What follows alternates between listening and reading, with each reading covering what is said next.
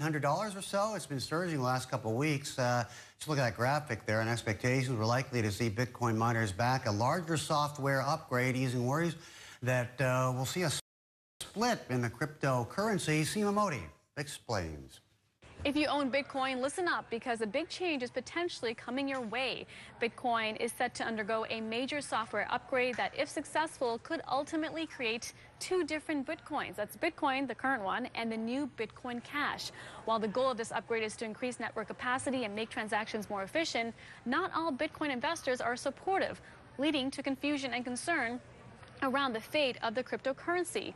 Some of the major exchanges like Coinbase and Bitstamp have told customers they won't support Bitcoin Cash. Smaller ones like Kraken and Bitfinex said they will. But the level of support in Bitcoin Cash is still unclear, as most of the demand seems to be confined to just Asia. Disagreement over this upgrade has resulted in high volatility in the price of Bitcoin. It reached about 3,000 in early June, plunged below 2,500 early July. Since then, it's been trading around 2,700.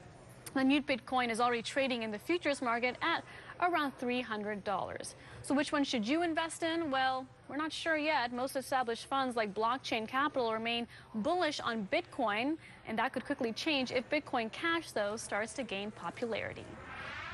Charlie Lee is the creator of Litecoin, which is an alternative, a challenger to Bitcoin. He joins us from Mountain View, California. Charlie, good evening, and welcome to the program. Seema, our correspondent in the U.S., just sort of explained the basics of what is going on there. But for a world where Bitcoin isn't even mainstream yet for most people, the advent of a split and the coming of a split in Bitcoin Cash is obviously very, very confusing. Where does Litecoin come into the mix, and does this present an opportunity for you?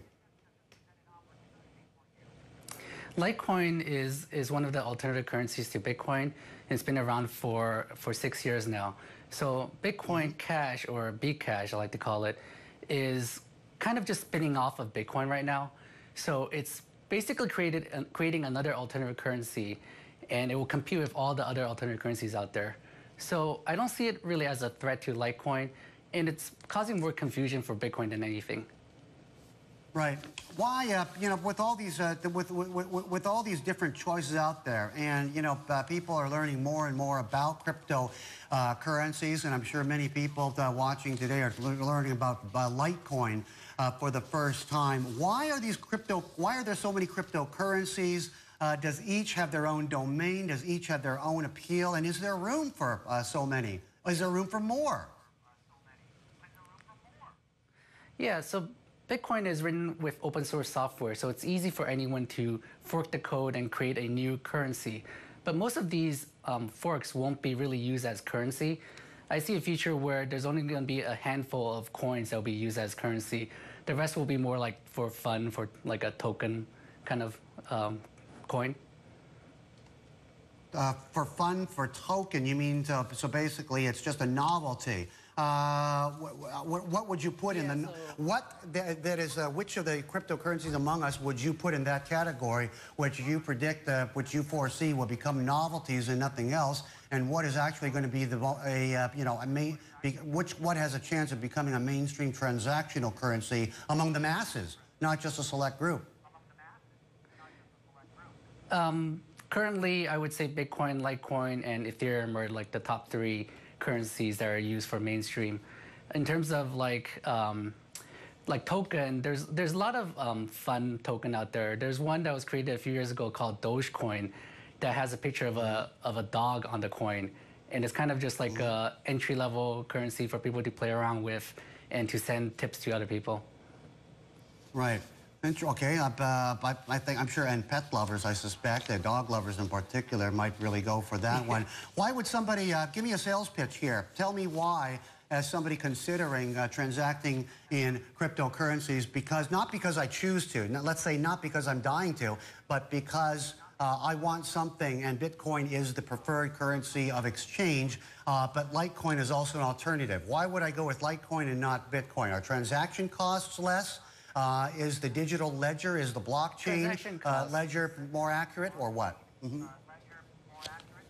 Yeah, when I created Litecoin, I wanted to create something that complements Bitcoin.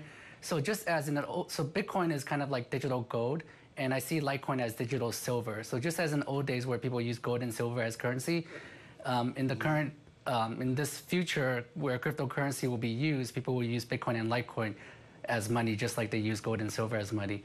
So the reason why people use Litecoin over Bitcoin for everyday purchases is because the transaction fees are lower, and it's also a faster payment network. So Bitcoin being the most decentralized and secure currency out there will have higher transaction fees just because it has more security. And if banks want to send millions of dollars to each other, then they will use Bitcoin. Or if you want to buy a house or even a car, you will use Bitcoin. But if you want to like buy a meal or spend everyday cash, you would choose something like Litecoin. Okay, so we're talking for scale, but we're talking Bitcoin then. I mean, Bitcoin does, and Bitcoin and its symbol does have the name recognition among cryptocurrencies for better or for worse for you. You do acknowledge that, right? Do you want to change that, or do you like where you are? Bitcoin will always be.